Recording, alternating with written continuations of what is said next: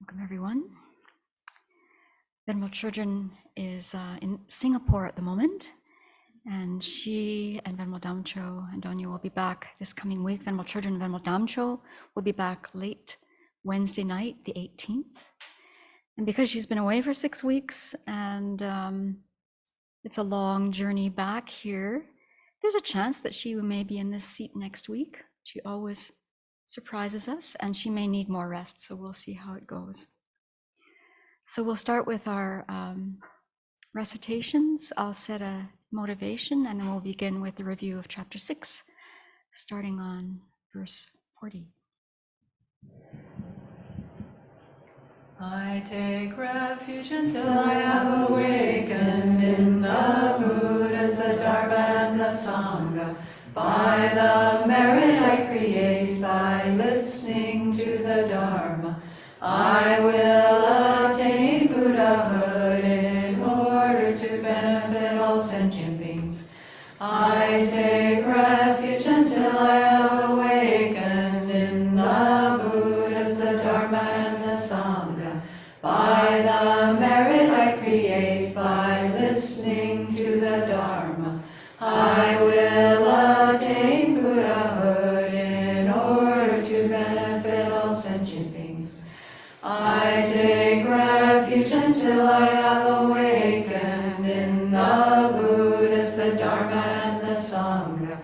By the merit I create, by listening to the Dharma, I will attain Buddhahood in order to benefit all sentient beings. May all sentient beings have happiness and its causes. May all sentient beings be free of suffering and its causes. May all sentient beings not be separated from sorrowless bliss. May all sentient beings abide in equanimity, free of bias, attachment, and anger.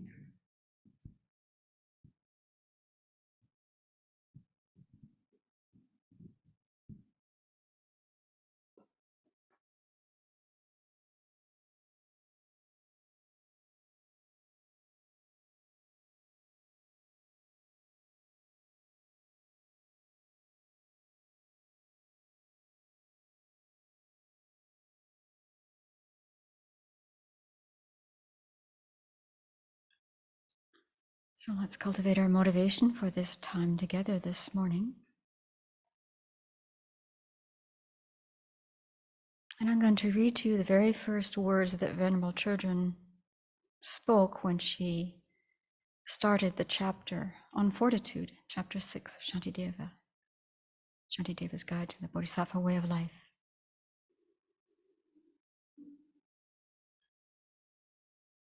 When you think about people you can't stand, you have an image in your mind.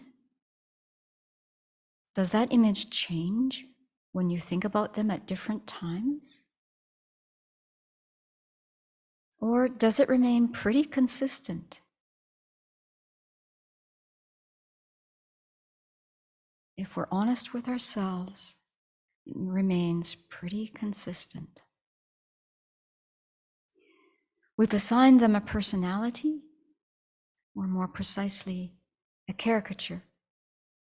And that is all they are, all they ever will be. And I have no choice about how to feel in response to their actions. If they've harmed me, they are harmful and horrible. And anyone in their right mind would hate them. They'd either beat them up or they'd get away from them. And that's how we think of them in our mind. We call up those same emotions. So we're hooked by our caricature of that person, and that controls us.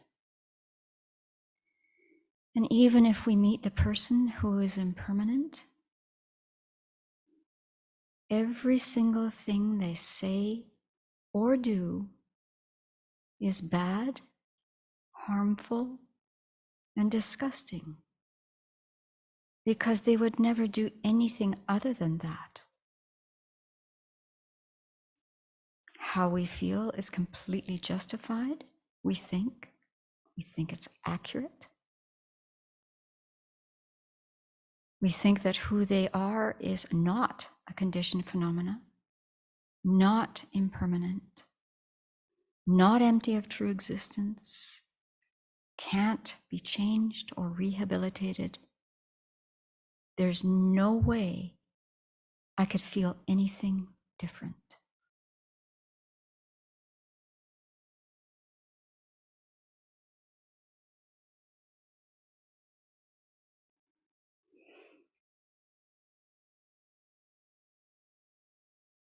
Those words may be shocking to hear,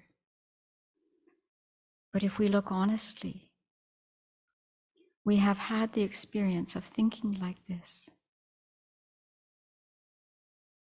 But now, having met the Dharma, we're learning ways to transform our mind from this prison of thinking in that way that keeps our heart and mind locked and estranged from others. And instead, as we continue to hear the teachings, reflect on them, discuss them, meditate on them over and over and over again, we can learn to identify the true enemy, the self-centered thinking based on ignorance, and turn our habitual responses to ones that are informed by wisdom and compassion.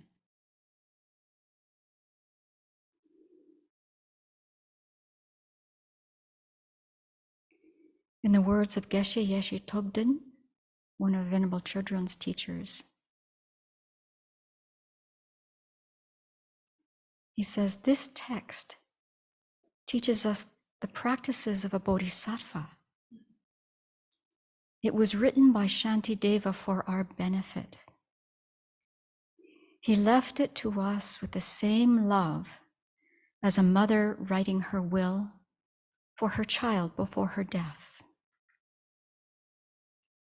We are fortunate to be able to listen and grow acquainted with this text.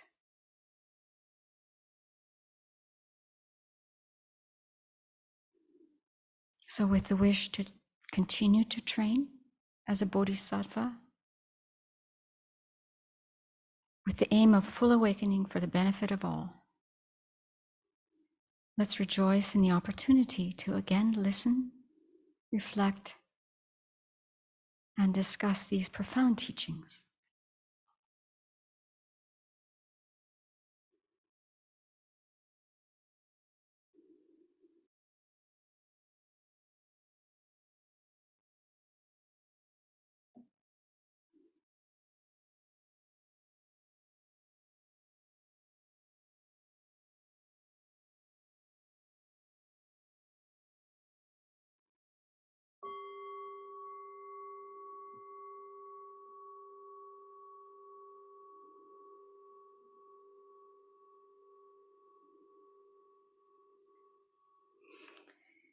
So I don't know about you, but when I reread Venerable Chodron's introduction to this chapter, it sort of made me weak in the knees.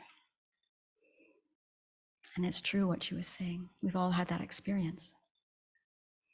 And now we're having this extraordinary opportunity of again reviewing these teachings, which I'll be doing for the rest of my life. And so what I chose to do this morning is I'm pulling out parts of Venerable's teachings from these few verses that we'll look at this morning, and the ones that really struck me in a powerful way. So we'll look at that. I don't know how far we'll get this morning, maybe not very far. Maybe we'll do 2 verses, I don't know. But whatever we do, I think because it's Shantideva, through Venerable Chodron, we can't lose out. So I'm not sure where I found this quote from Venerable Chodron, but she said this at some point as she's been teaching this text. Unless we consistently remember the faults of the self-centered thought, studying this text is not going to make any sense to us. We'll just think that Shantideva is totally crazy. And what he's telling us is just the opposite to the self-centered thought. So she said it's important every single time that we sit down to study or meditate on this text that we focus on the disadvantages of the self-centered thought. Every single time. Well, my self-centered thought has gotten in the way of that instruction. So we just keep trying to do it. So there's questions posted online, so some of our friends online might be able to respond too. I thought we'd start with that by reviewing what are the disadvantages of the self-centered thought. And for this first question, since answers might be quite short, maybe if you just call them out and I'll repeat them for our friends online. Okay? Disadvantages, self-centered thought. Makes me miserable. Lonely. Gives rise to fear.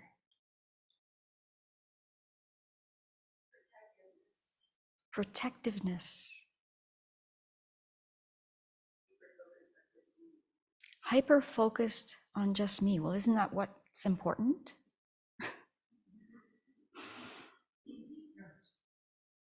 Difference? Indifference. Oh, yeah.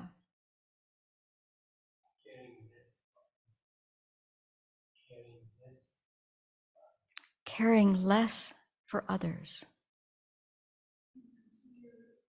Inconsiderate. Selfish.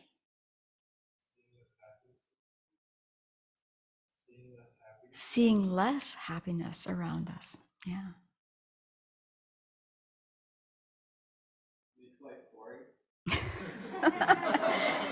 Are you sure? Makes life boring. Yeah, it does.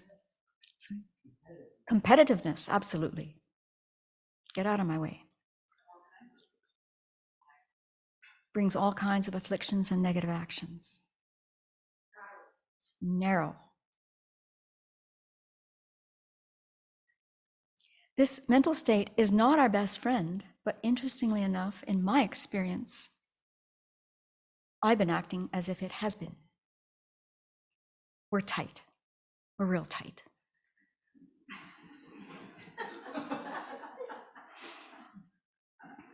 So I think Venerable's instruction is very worthwhile doing every time we encounter this text, maybe every time we encounter another sentient being. That would probably be the best. But we're trying to do our best. And so these reviews of these disadvantages are just simply helpful. Okay. Was there anything showing up online back there, Monso? Do you have a microphone?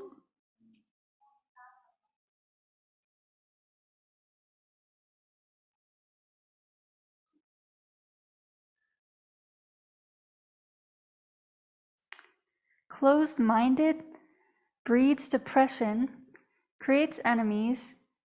I stop caring about everything good, and makes the mind extremely narrow. Thank you.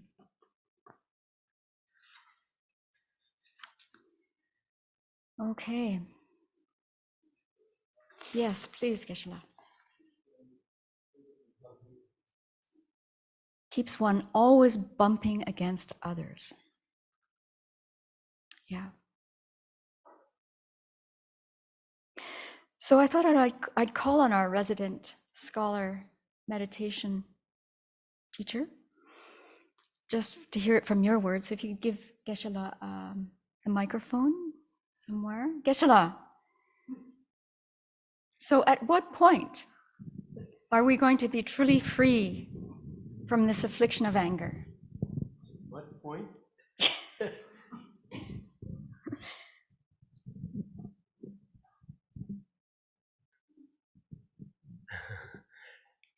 So the question was, at what point are we going to be finished with anger? It's done. Oh, Never again.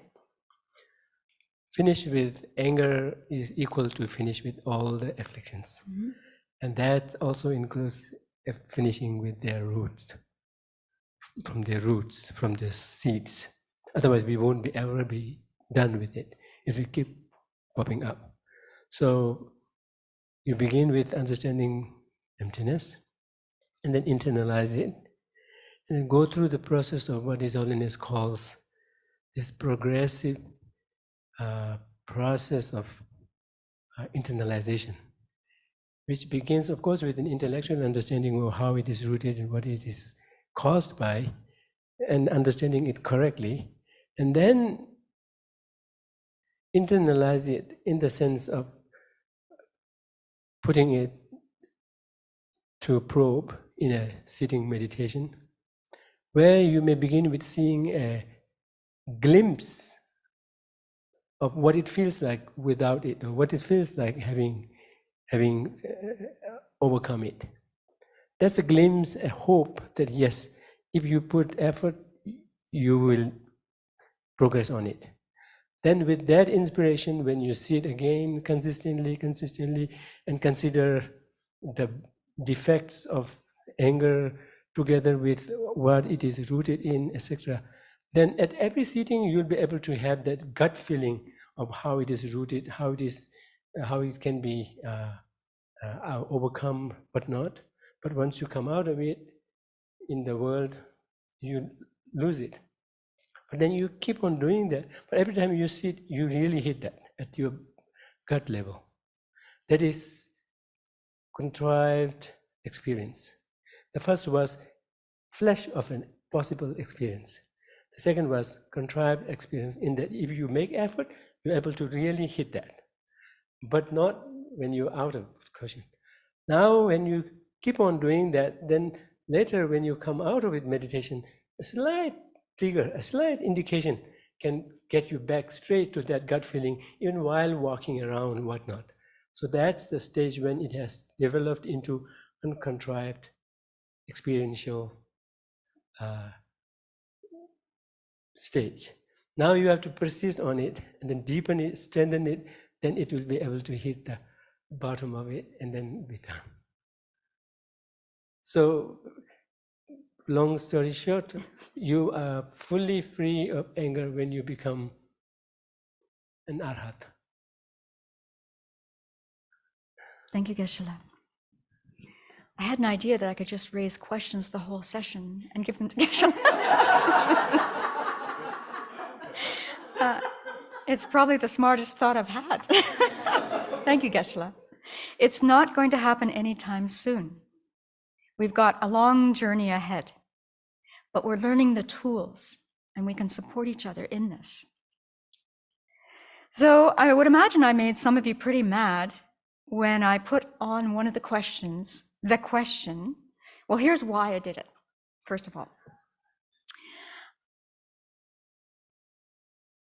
In the room, we speak English. For most of my life, I only sadly speak English, and when I speak to English speakers, and all the time, there's misunderstanding that can happen. We're speaking the same language.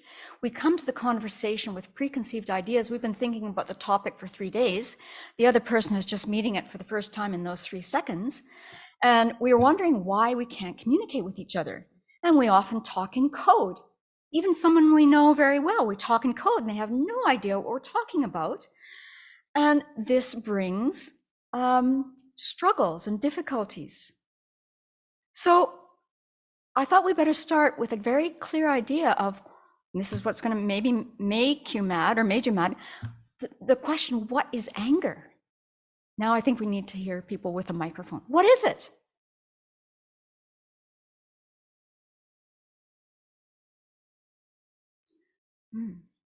Okay, we're going to start with Aiden, and then we'll go to Venerable Tarpa.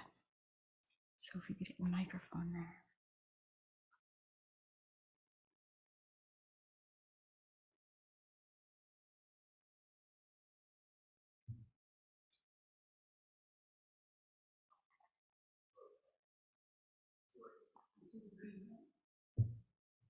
Okay.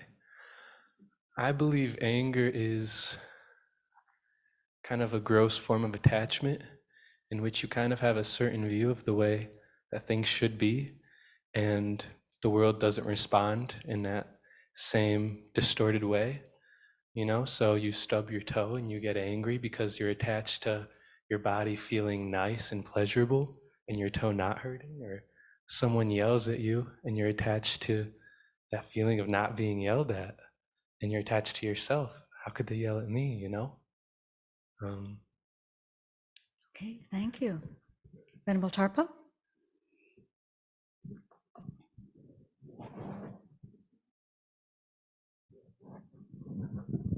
I see anger as the mind crystallizing around pretty much what you said, not getting what it wants in some way, shape, or form.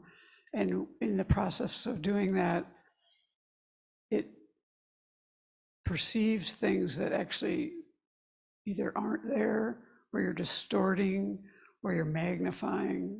I mean, the mind is so narrow. I mean, the way we define it, I think, is quite accurate. It's a mind that either projects or inflates the negativities of a situation, a person, or whatever it is. But the experience of it is much more, more like, can be quite intense. I mean, when you read that first thing, I don't actually think I've had too many experiences like what you started this teaching with, but I did when I was gone with this TV character that I have difficulty with. And I really can see that now, like every time I think of that person, it's just this characterization that I actually have had moments of hatred for. And I'm like, whoa. And, it's very hard to break through that, because that shows how out of whack the mind is. You've made this. It's kind of like when Hillary Clinton was running for president. You never knew who Hillary Clinton was. All I saw was this cardboard cutout that people hated. And that cutout was always the same, this character people made. Thank you. Venerable Kunga, and then we'll go to the Buddhist definition, which you're all hitting on. It's very dualistic. It's something's bad and I'm good, and that's wrong, and I'm right, and I'm the victim, I'm innocent, and they're hurting me, they're attacking me. So the world just becomes black and white. Yeah, exactly. So the Buddhist definition is very helpful, and you're all hitting on it. But this really gets very precise when we start looking at definitions of mental factors.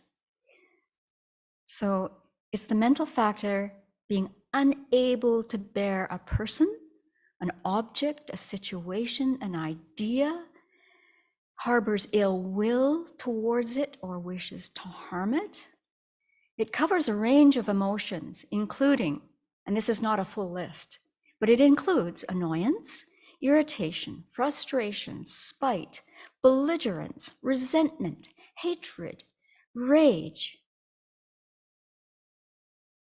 Now, I know that before I met the teachings, the Dharma teachings, I would often say, and I knew everyone who would say this, something like, well, no, I'm not angry. I'm just really irritated. Or I'm not angry. I'm just so frustrated with that person. I'd like to just, or I'm not angry. I'm just really annoyed. Or I'm not angry. No way, I don't get angry. I'm just really ticked off.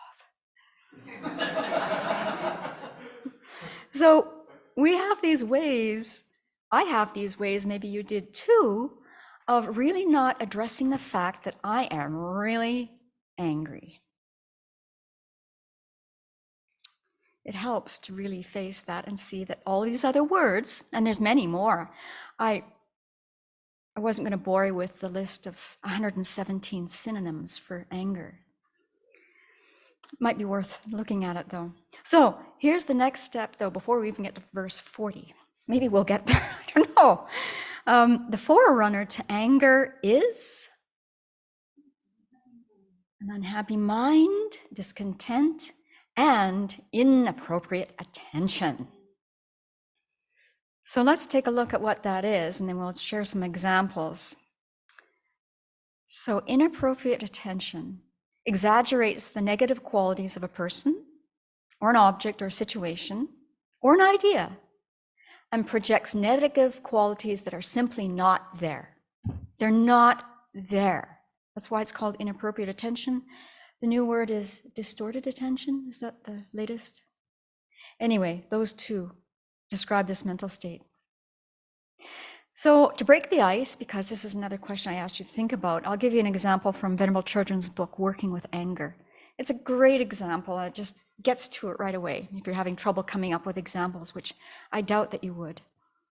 Dave walks into the office one morning and his colleague, who is preoccupied, doesn't greet him. And he thinks, this person is unfriendly and rude.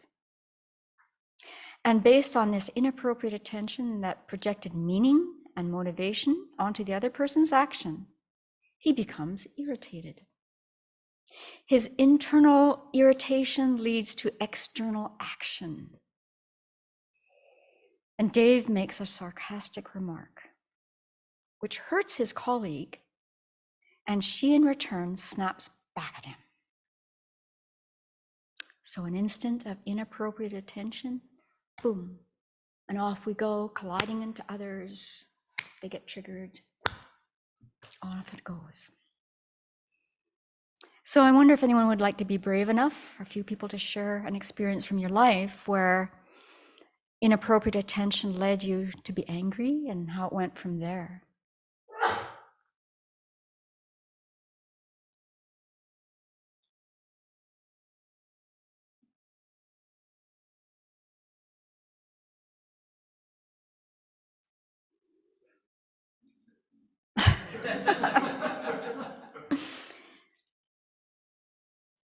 I'll be the subject. So when I used to go visit my mom, I always am exposed to all this media that's quite charged and meant to charge you up. And at one point, I found myself watching this person who I think is quite brilliant, and I realized I was having hatred because this person is so good at what he does. And then when I lived with my mom, I had difficulty the whole time I was there with this person on the news, because I always thought he knew exactly what he was doing, you know. And I mean, I think this thing about the caricature part, I couldn't ever get out of that box. And so what it does is it somehow in there, because I was exposed to it all the time, even though I tried not to be, I couldn't ever get to a place of, Venerable was always saying, you need to have compassion. I never could get there. And this went on for over a year. I was really surprised with myself that now that I'm here, it's easier for me to kind of back away and realize, just not, because when I was exposed to this all the time, it's really hard to step back and get that gap that you need to be able to look at yourself and see, where am I thinking wrong? And I tried all these things, but they never really worked. And so I actually just wasn't able to move that. The best I could do is just stay away from it. And what ended up happening in this whole scenario about what I consider to be brainwashing of my mother is that, and I think this is the thing that made it so hard. It's like you see the harm that's happening by somebody's actions, and you can't do anything about it, and you can't make any inroads. I spent over a year and a half talking about things. And then at one point I just had to give up. I realized I can't discuss this anymore because there's no openness, there's no change. It's like it would always snap back right to what I consider to be propaganda, and by definition actually is considered by experts to be propaganda. But what it did to my mind was, it was kind of unbearable, and I didn't get too far with it. So I saw that as a big lesson I mean, I'd never experienced anything like this before. I don't ever remember sitting, watching, seeing anyone where I felt hatred. I shocked myself the first time that happened. I was just astounded because though anger is something I work with a lot, I don't know, it's usually kind of towards inanimate things or situations. It's rarely towards people. So it was a big mess. It made a big mess. It made a lot of stress. I hope that answered your question. Yeah, thank you. So this is a tough one. You gonna go for it, Aiden? Okay.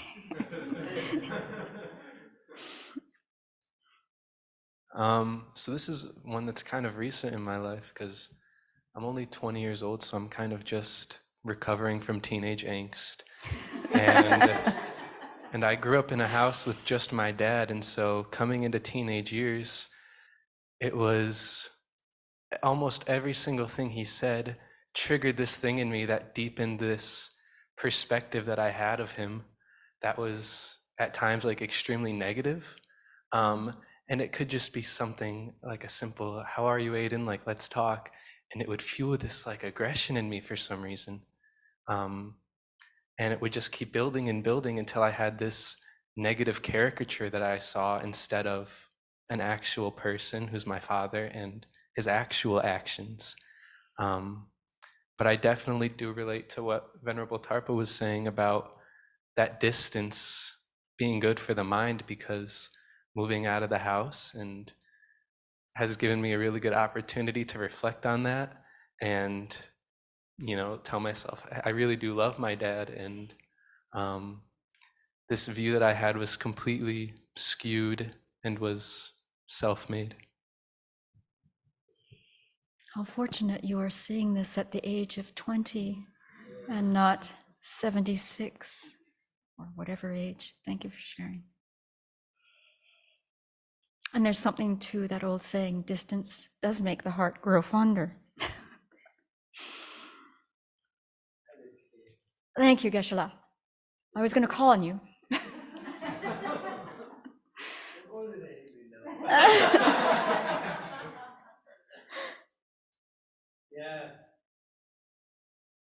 Yeah, when I look back, I clearly remember I was in South India, and this event happened in Dharamsala with my teacher, who, along with his 2 students, were killed, stabbed to death in Dharamsala because of the controversy. And I was polishing my floor, and all of a sudden a student came and informed me about it.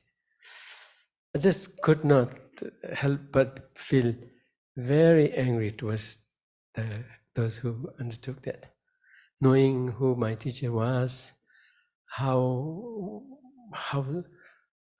what do you call, down to earth he was, how sacrificing he was for the benefit of the students, and how he really led us as a role model to look up to in terms of how he lives and what he does, how he commits himself to the benefit of others. And I've been so persistent in years in kind of really advising. So all of those came to me, and that made me more angry towards those who undertook that. And my thoughts went, this is after becoming monks. not before that, not when I was in my Beatles incarnation. Because if that would have happened then, it's understandable, right? But after becoming a monk, having heard about anger being bad, but that incident in particular was kind of so unjustified, and that kind of triggered anger, and that gave rise to so many thoughts of, oh, I wish I could be there to do these things. I wish I could be there and stop it, but not by stopping to hurt others, even allowing myself to hurt them. I said, oh, this is so bad. Deep down, I was empathizing with myself, yet at the same time saying, no, you cannot go to this extent. but I saw it going that extent. And that was an eye-opener. Oh, I have a lot of work to do. Thank you for sharing that story, Geshe-la. So is there going to be another one there? Or? Okay. So inappropriate attention is like the big red flag, if we can catch that. And so I really want to pay attention to that and try and be alert to that. And I want to have the same fear of that mental state, even just inappropriate attention, that I do for cougars. I am profoundly afraid of cougars.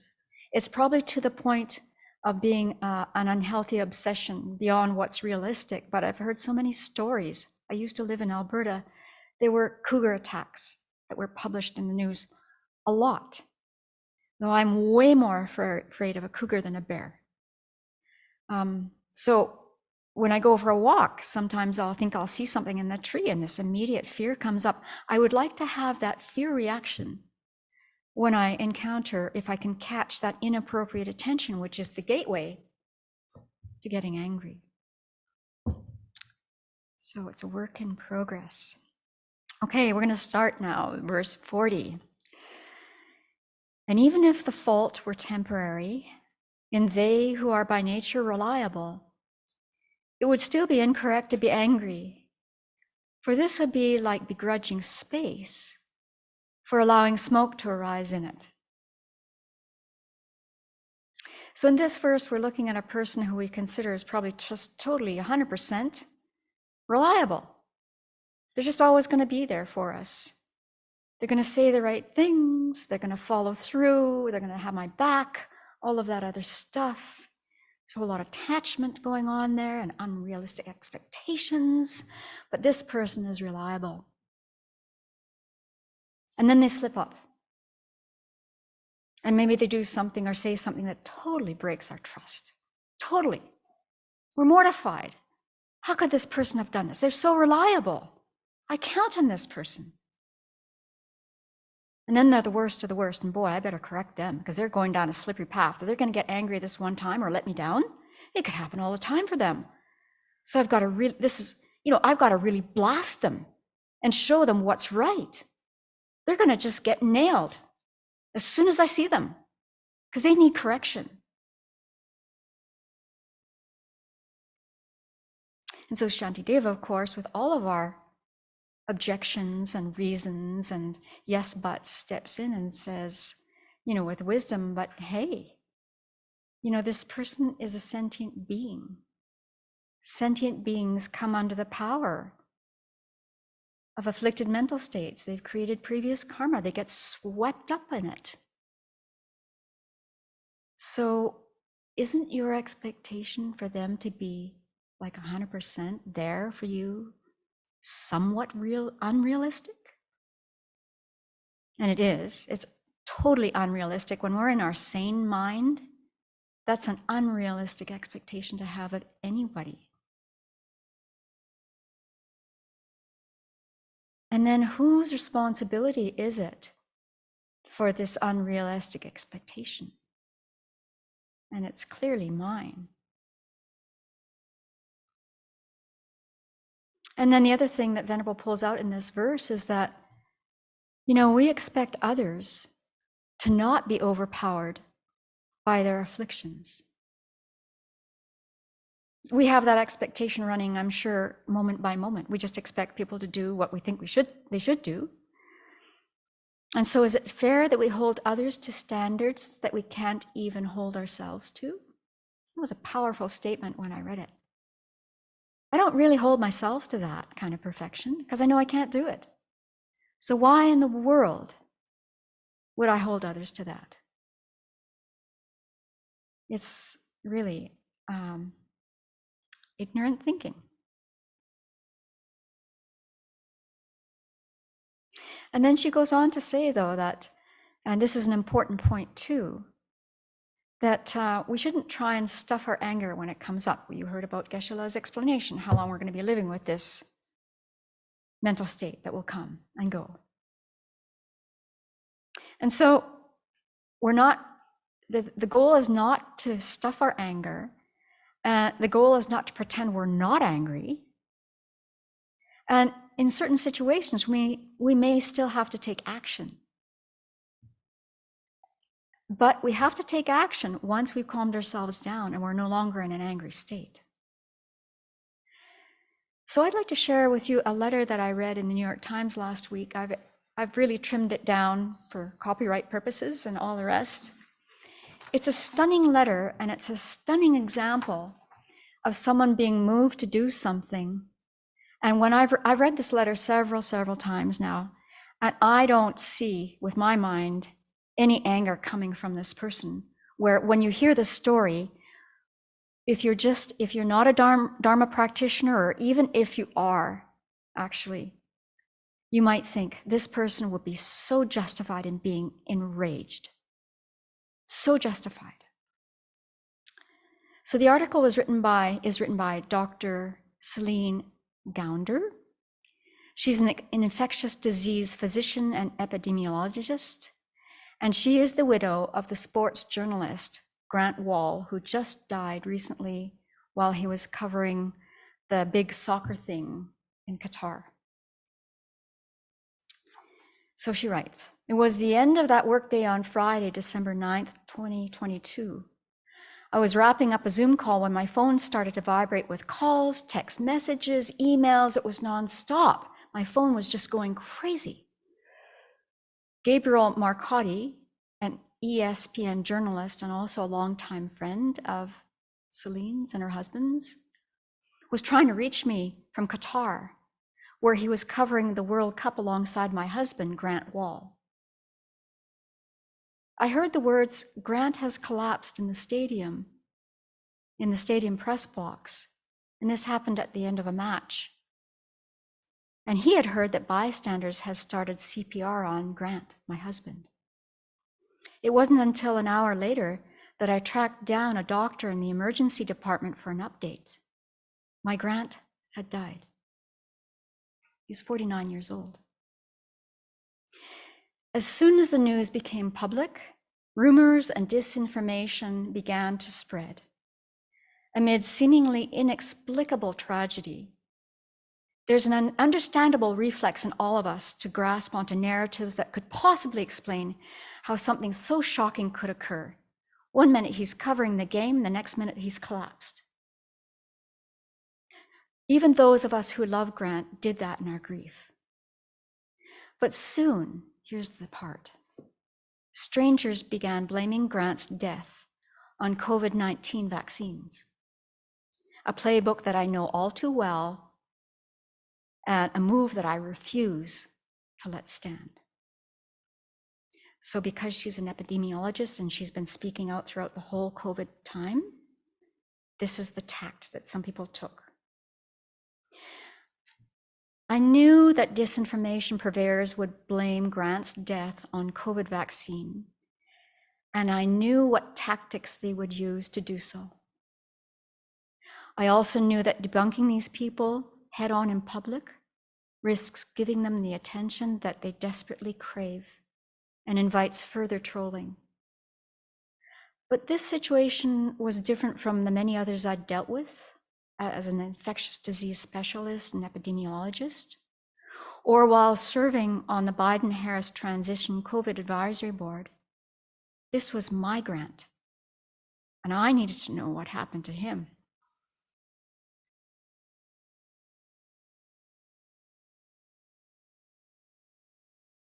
And I knew I had to share that information publicly. Pairing facts with empathy is the best way to disempower trolls. So in the days following Grant's death, look what she was able to do. I swallowed my grief. I worked to have Grant flown home for an autopsy. It was a Herculean task to overcome the various bureaucratic and logistical barriers, and I needed a lot of help. His autopsy was performed at the New York City Office of Chief Medical Examiner, which is staffed by some of the world's top pathologists and forensic scientists. I wanted his autopsy results to be unimpeachable. I got the preliminary results on December 13th. Grant's aorta, the large blood vessel carrying blood from his heart, had ruptured. Once I got the news, my every instinct was to protect the boy I met in college. I had to end the rumors and refocus my attention on Grant's legacy. So then she went on to give many, many interviews across many news stations. I'll shorten this up now. I didn't respond to disinformation or harassment on Substack or on social media. It was coming nonstop. I didn't reply to the emails that read, "Now you understand that you killed your poor husband." And then there were a whole bunch of swear words directed at her. I've received these messages before, including rape and death threats. And that was all over the course of the pandemic. But receiving them about Grant, especially as the waves of anguish threatened to consume me, I knew I had to act.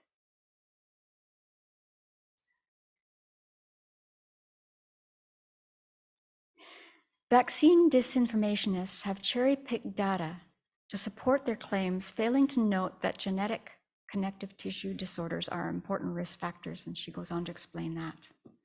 So she pulls apart all of their arguments that are based on just mythical thinking. Grant will be remembered for his kindness, openness, and generosity. His legacy is his commitment to seeking truth through reporting, supporting human rights, and fighting for equality. I will continue to honor Grant by living out our shared values.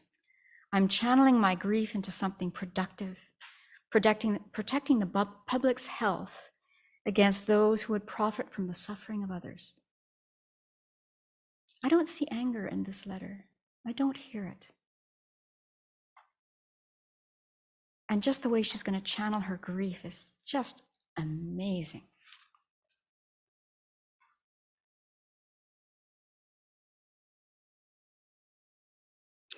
So whenever we get angry, as you all know, I know it deeply, we all find ways of justifying our anger. Celine could have, as she dealt with this tremendous loss. So I'm wondering if anyone would like to share the ways that you have justified your anger in the past. How did your justification affect you? And how did it affect the other people involved in the situation? This is going to take some courage too. Okay. Sin.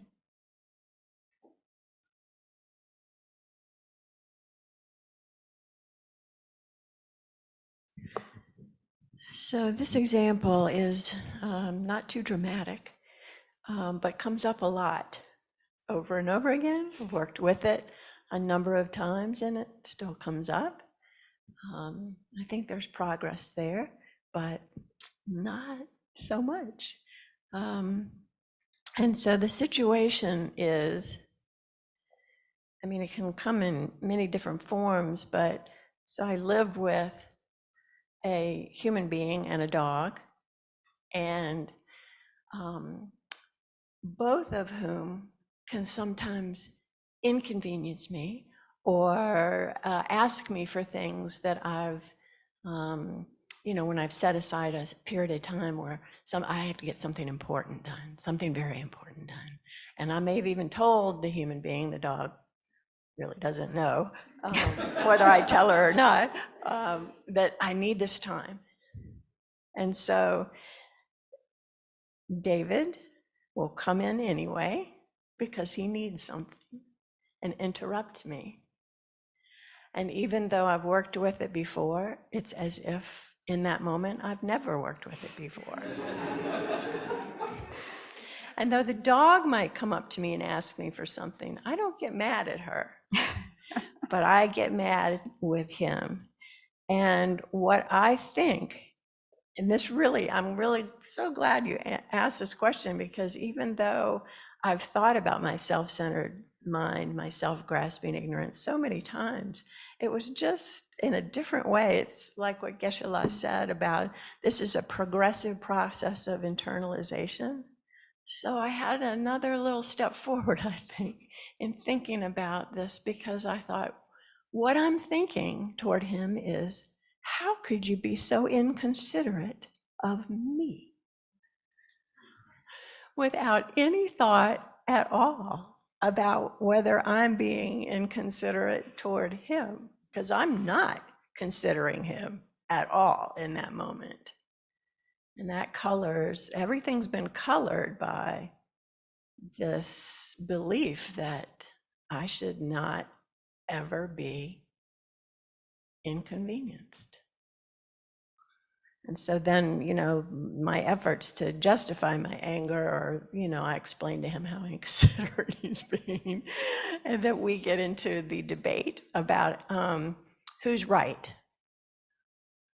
Because the most important question at that time is, do I want to be right, or do we want to be kind and considerate toward others? And we both decide we want to be right. Great example, and they don't have to be dramatic. In fact, it happens throughout the day so many times. Yeah, and thanks for sharing how you're working with it. I suppose if he said, "Excuse me, honey, I'm having a heart attack," you would probably drop what you're doing. I hope so. Maybe not. I'll get back to you at 1 this afternoon. So Venerable, in her wisdom, of course, has thought about this topic a lot, and then she asked these obvious questions. They're just obvious questions we can ask ourselves throughout the day. Is anger good for my health? We know it's not. You read about all that stuff. I don't need to read that to you. Does anger make our mind happy? Does it get us further along the path? Does anger subdue our own afflictions? Does it give us a long life? Does it make you have a better rebirth? Does it ensure that you're going to meet the Buddha, Dharma, Sangha in future lives? Yikes. So obviously the answers are obvious to all those questions.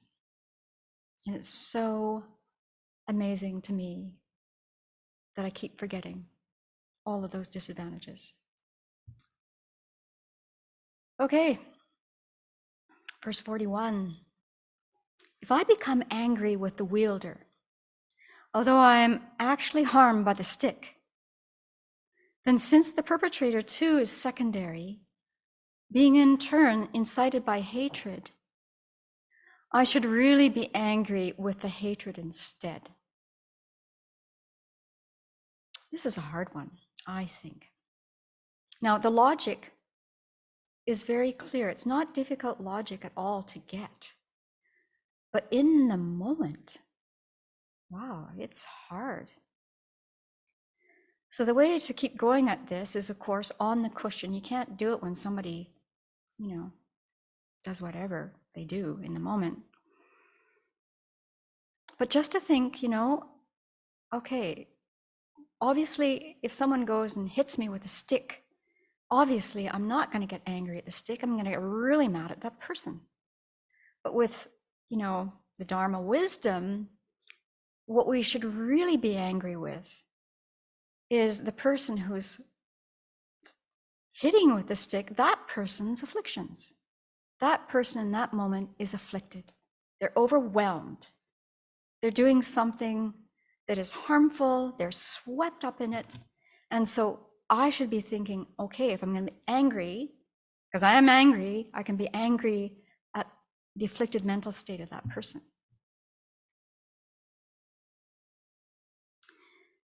Geshe Yeshe Thubten has written a commentary on the guide to the Bodhisattva's way of life. And he has this words about this verse. When someone harms us, we must think that every suffering and difficulty we encounter is due to the fact that in our current life or a former life, we created the causes through injuring others, and that we are in this way not only experiencing the effects of these actions, but we're also purifying and exhausting that negative karma.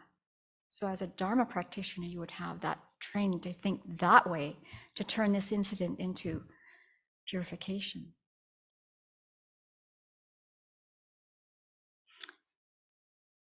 So it's not so often that we get hit by sticks, I hope.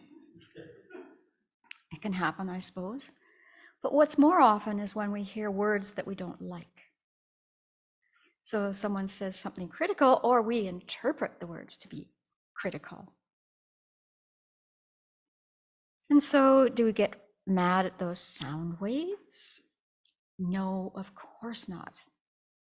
We get furious with the person who utters those words.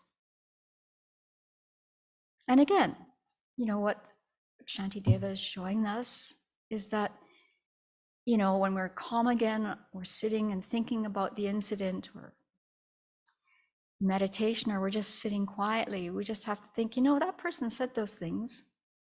First of all, am I totally sure they were meaning to be harmful? Am I 100% certain about that? And if it was clearly, like everyone in the world would agree with me, these were insulting, denigrating words, then again, why be angry at the words? Why not have compassion for the person speaking those words? Again, they're overcome by afflicted mental states. They're in a miserable state. They're suffering. And out of that state, they say those things. And it might be jealousy, it might be their own hatred for us, who knows? It doesn't really matter. But in that moment, they're creating negative karma.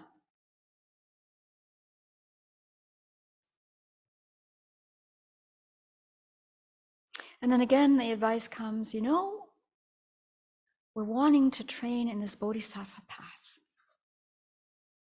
So how about if we tried having some understanding about how easy it is to be overpowered? It's so easy to be swept up in a negative reaction. We know this one. Now, don't we expect everyone around us to have some compassion for us and understanding when we're swept up? And can't I do that for others as well?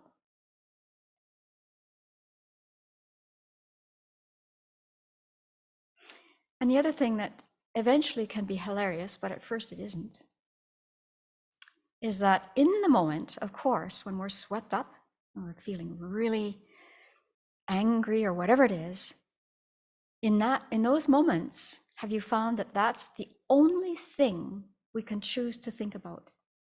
There's no options. And besides, this is the right option. It is my reaction. It's my reality. This is appropriate, given what they just said. There's no options. We're just locked in.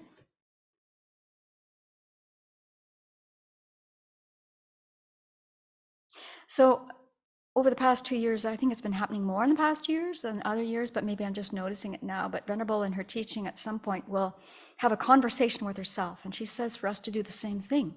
Have a conversation with yourself. You know, take apart a situation that was difficult. So here you've got the sane self, and over here you've got the crazy, out of control, angry, or whatever it is, afflicted self. And you have a conversation with that self. And so I have to have a script for this one. It is based on truth. It's based on my story, which I think you'll agree with. You better. And I can't do it spontaneously like she can. So I'll just rely on this. So all we have to do in this conversation with ourselves is the sane self listens and responds with yes. And why be angry? Okay, here's the background. This is before COVID, and I decided that I had better get a Washington State driver's license. And I knew that one of our Canadian monastics had done the very same thing, and she went to the place in Newport, and she handed over her British Columbia driver's license. No problem. They asked her for some money. She gave them $89 or whatever it was, and she got a Washington State driver's license. Simple. So I went to the little branch in Newport with that very idea of what was exactly going to happen. And I got there late. This place does this service in Newport once a week for half a day. You have to get there at the crack of dawn to really get some service happening. And that day there was a teaching here. So I went after the teaching, so I'm getting there way late. But this is the day I was going to do it. It was our flex day. This is what you do on flex day. So I get there, and the room was completely filled with people, and you have to take this little ticket. So my number was something insane, like 116, you know. And I thought, well, I'm going to just do this because it's kind of overdue. And so I get the ticket, and I sit down next to this woman who made room for me. And in no time, of course, when you're wearing robes, you're kind of like a neon sign.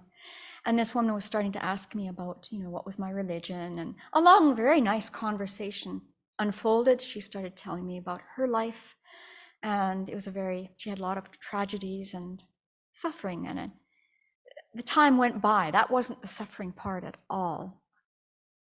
And then at one point she said, "What are you doing here?" And I said, "Well, I'm here to get my Washington State driver's license." And she said, "Well, I hope you know that you have to have cash." And I said, "What? A cash? I have a check. I have debit cards. I've got credit cards." She said, "No, you have to have cash." I said, "Great." She said, "Don't worry, dear. I'm going to go to the bank right now, and I'll get you some cash, and you can pay me back when you can." I said, "You're kidding me." She said, "No problem." She said, "I'm waiting for my friend. He's got the number 140. So this woman goes out and gets cash and comes back. So then it's my turn. Finally, 116 gets called. They're almost closed. And I go up with all my stuff, and I've got proof of where I live, and Alberta driver's license and passport and all this stuff. And I give it to this young girl, and I say, "Here it is, here's my cash, and I'd like to get a Washington State driver's license." And she looked at the stuff and she said, "One moment, I have to talk to my supervisor." So I thought, okay, no problem.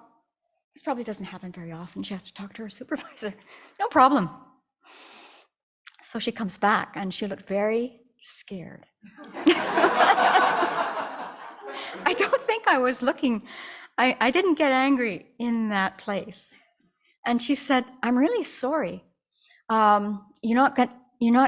You can't get a driver's license in this state until you've taken the written test and the driving test." I said, "I beg your pardon?" I heard her clearly. And so she said, "You need to have a written test and a driving test." And I said, "Thank you." I went and thanked the woman. I gave her money back and invited her to come and visit the Abbey. And I got in the car, and then I started getting mad. Oh, yeah. Okay, here we go. This is the crazy one talking. "This is ridiculous. Why are the people from British Columbia getting preferential treatment, and the rest of Canada is being punished for living in a different province, and I have to do all of these steps? This is ridiculous." And the sane person says, "Sure, it's not fair. But why be angry?" Because I just wasted 3 hours of my precious human rebirth sitting and waiting to get a driver's license for nothing. Okay, so you spent some time. I guess you kind of forgot you had a very good connection with the woman in the branch, and that she actually went and got you some cash. Why be angry? I have been driving since the age of 10. This is true. I've been driving illegally a lot. I don't need to take either one of these tests. Now, this is what you don't hear the sane person say. "Oh, there's a lot of arrogance going on there." Yeah, I agree with you. You've been driving a long time. You've got a lot of experience. Illegally. Yeah.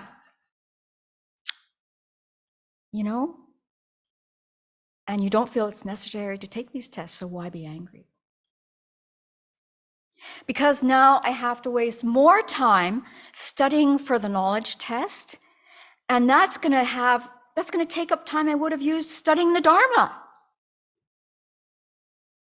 Okay, so you have to do something else other than study the Dharma, not to mention that you read the news, but so why be angry?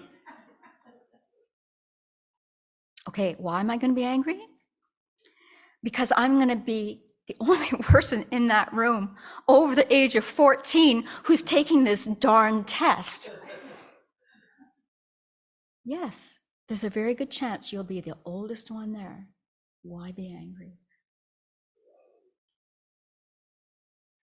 Well, if I don't put in the time to study for this test, because I really don't feel like it and I don't need to, I've been driving since the age of 10, then it'll be so embarrassing if I fail it, and I'll have to come back to the Abbey and tell them I took this stupid test and I failed and all those 14-year-olds passed. Yes, it'll be very uncomfortable if you fail that test. Why be angry? Well, and then I have no idea who's going to be the driving teacher. So, when it's time to take that test, they may have some biases that they're just biased against me in particular. And they're going to decide they're going to flunk me the first time just so I learn something. It's possible that they'll be like that. And you'll fail. Why be angry? Because then I'll have to pay more money. Everything I do here, that written test costs money, the driving test costs money. Every time you take those tests, it costs more money, and I could be putting that money to the Buddha Hall. Yes, this whole thing is going to cost you money. Why be angry? Okay, if I fail the driver's test and I have to come back and tell the community that even though I've been driving illegally most of my life, my reputation is going to be ruined. It's totally ruined for the rest of my life. An illegal Washington State driver. This is possible, but why be angry? So what we do when we talk to ourselves like this is eventually, hopefully we wear down that angry mind. And then there's no answer to, you can't give a good argument for why be angry. You can't. If you're going to be sane and reasonable. Okay. Oh, as a postscript, it was a very good thing to study that test, to study for the test. There were all kinds of things I actually didn't know. And then the thing that actually blew my mind, that makes me angry. In this state, you have to know how to drive backwards around a corner.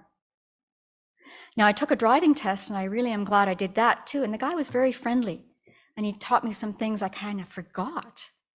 But in this state, and he said it's not in all states, it's not in Canada, I can tell you that. You have to drive backwards around a corner into a busy street.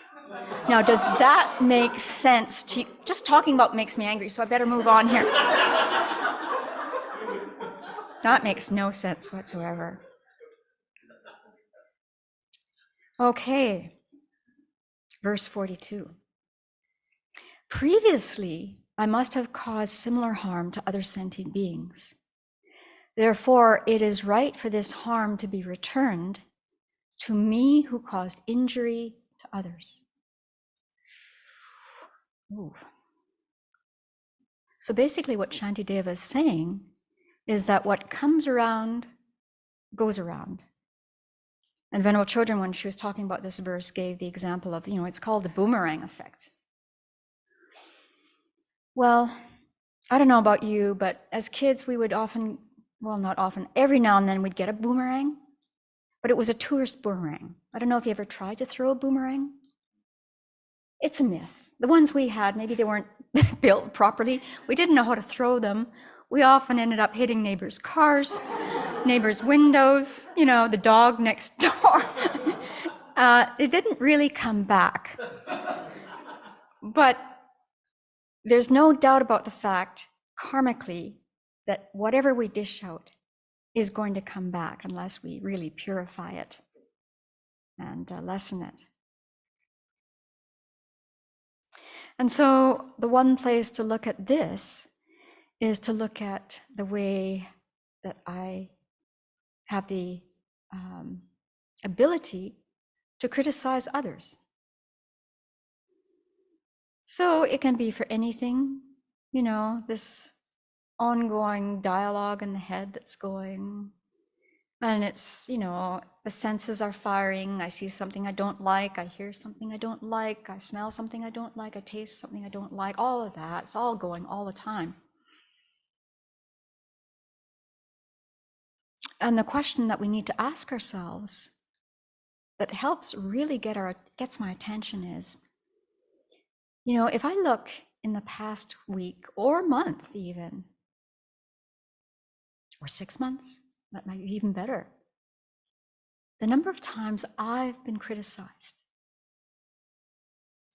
compared to the number of times that I criticize others, are they equal?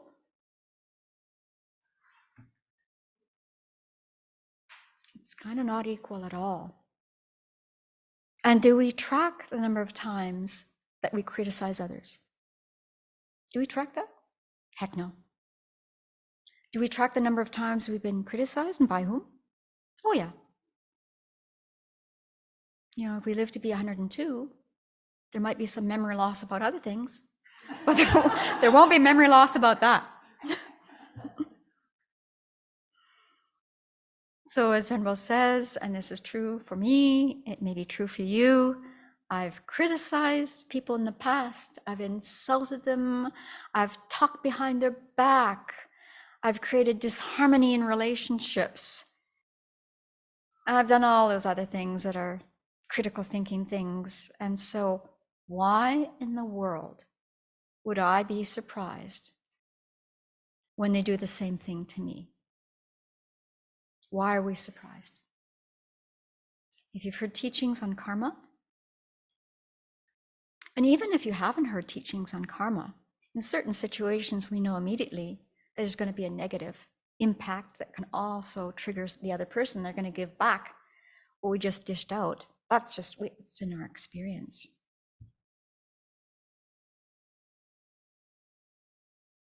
So in the book Good Karma, written by Venerable Chodron, which is a commentary on the Wheel of Sharp Weapons, verse 13 says, "When unpleasant words reach my ears, it is the weapon of destructive karma turning upon me.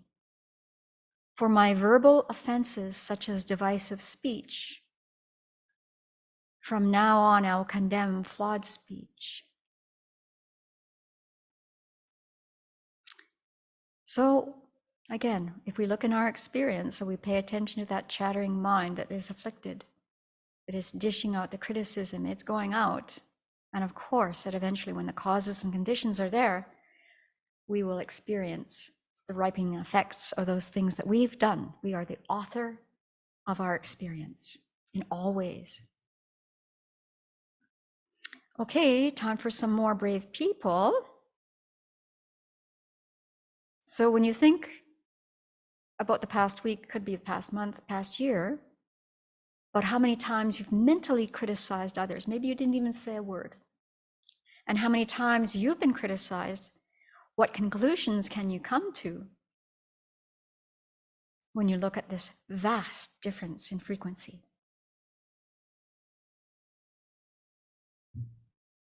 Any thoughts on this one?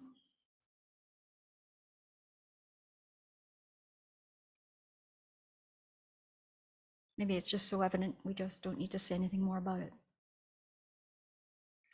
Thank you, Venerable Nawang.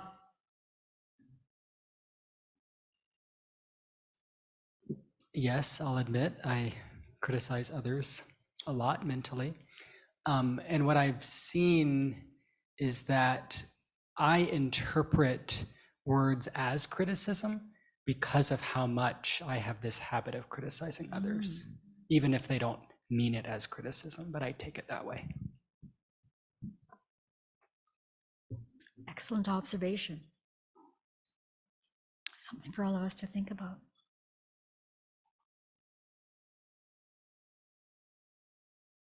And look at the mental space that this kind of thinking takes up. That's shocking on its own. And to see the misery that it brings to our mind when we're in that mode, and how it blocks all of our aspirations.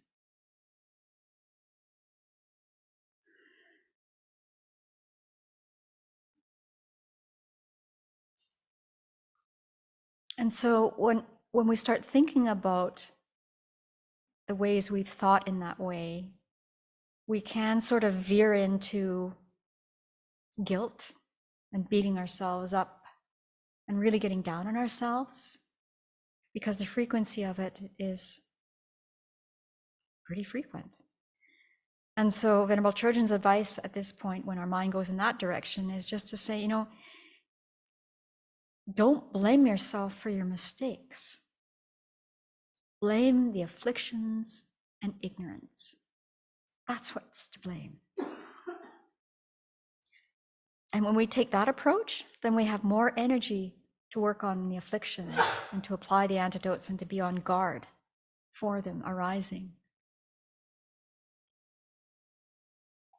And then to think, okay, so when things like this come around and I'm the recipient, okay, I'm purifying karma that I've created in the past. And if it's a case where someone's really bent out of shape and they're just dumping on us, then we know, okay, fantastic. This is how I look when I do that.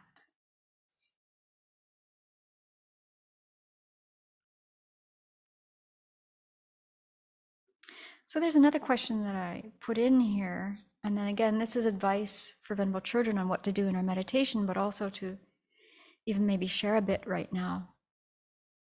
Is that, if we think about the things that we cherish in life and what's conducive to bringing those things about as spiritual practitioners, first of all, what is it that you cherish? And what is antithetical to the things that we cherish in our spiritual practice?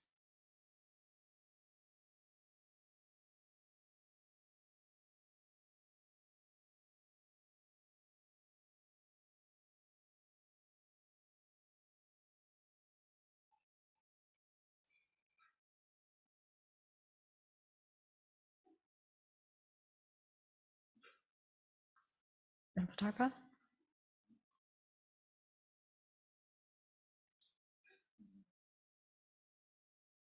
Be missing the point here, but what I've been thinking about, what we've been talking is something I've been getting in touch with lately, with the situation I described, but also with, like, say, our friend Julia, who's in Ukraine, and how many of the people in Ukraine right now have a lot of hatred that's rampant because of their situation. And I think it's the thing, what I find fruitful in all of this is to become aware of the fear that underlies anger. And what I do cherish that is threatened by the other people's behavior. For example, the people in Ukraine probably cherish their families, their homes, a stable life. And this is completely devastated at this point, and so many people fall to hatred. What I was witnessing was, I feel like, my mother is vulnerable. She's old and vulnerable, and both her and many people that are sucked in by this media, it actually threatens our democracy and our nation, and it threatens families. I mean, there is a lot of harm. So that part, I think, is there, but I think unless you can go beneath the anger to the fear, and also see that is related also to attachment. Like, the more you're attached to something, the more you're going to be angry. And for me personally, I have to, like, deconstruct this whole thing to have any chance of undermining the anger, because there are things that are worth cherishing in there, right? But what do we mean by cherishing? You know what I mean? The attachment part and how that messes things up, I think, is what leads to the fear that leads to the anger. And so I think that it's very, in situations that are very intense or very long-standing or have dramatic consequences, I think it means that we're going to have a harder time obviously, and we have to, we risk losing everything, actually, by not being able to deconstruct these things. Like for me personally, I didn't have trouble with my mom. I never let this get in the way of our relationship, because I knew before I was going, I was going to have, this was an issue. But I didn't realize what it would be like, so I think that there's a lot that we risk losing. And so there's no other choice really but to use the Dharma tools and other, things that help us work with these things. Thank you. Very valuable. So it's a question that maybe you can just reflect on and just, really see, the Dharma is what's precious to me. What intercepts that? My afflicted mental states.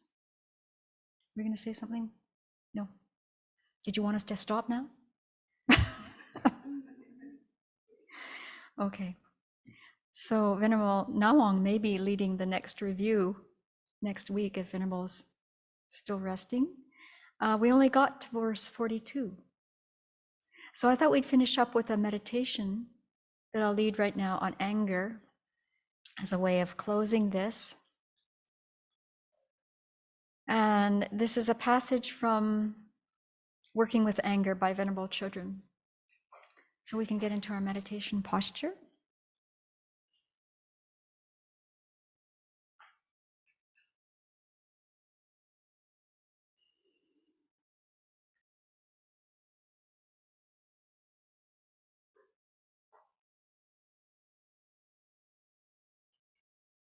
So as we reflect on these statements,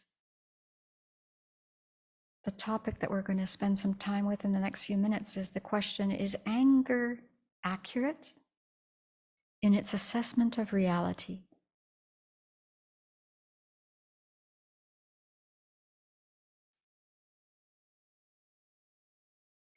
Anger is inaccurate in its assessment of reality by definition, because it's based on exaggeration or superimposition of negative qualities. However, when we're angry, we don't feel that we're exaggerating or superimposing anything. We feel that we're right. In fact, the angry mind seems to be very clear. I'm right. You're wrong. You need to change. Bring to mind a situation from the past where you've had that kind of thinking and feeling happening. I'm right. You're wrong. You need to change.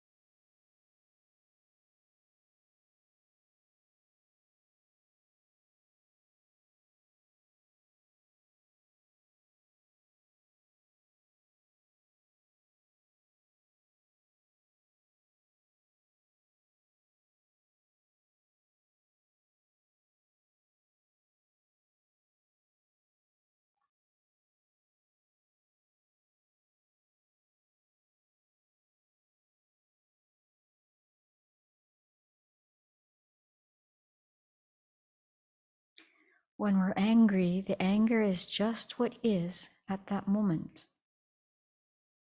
Telling ourselves we shouldn't be angry doesn't work, for the anger is already there. Nevertheless, we should neither ignore the anger nor indulge in it. So in the situation you just brought to mind, how could you, if you could replay that situation, what would you do differently to bring a different result?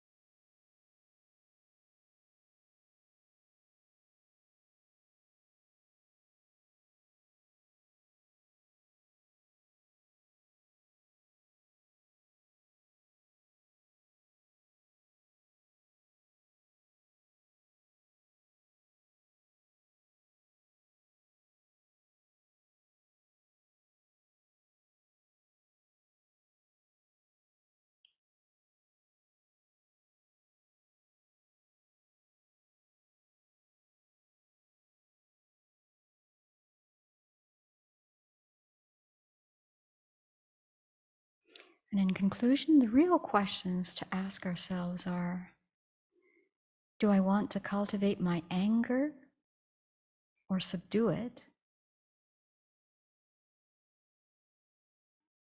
Does anger promote happiness or not?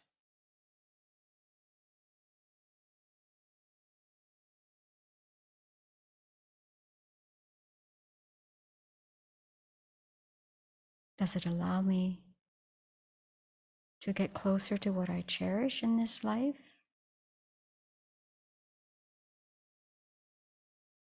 Practicing the Dharma, getting closer to the holy beings, to other living beings. Does it ensure a good rebirth?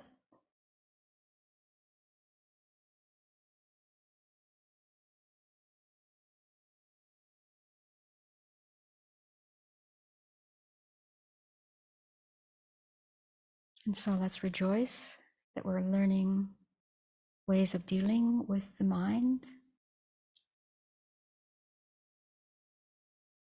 where we can start wearing down the habitual tendency to become angry, and instead to grow our qualities, our good qualities, allowing us to experience compassion for others, love, warmth, and to continue to grow our wisdom.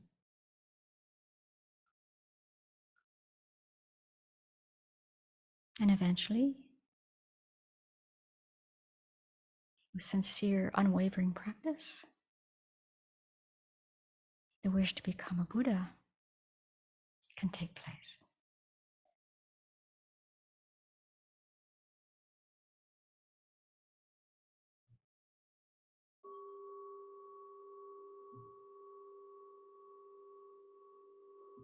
So we'll end with the prayers.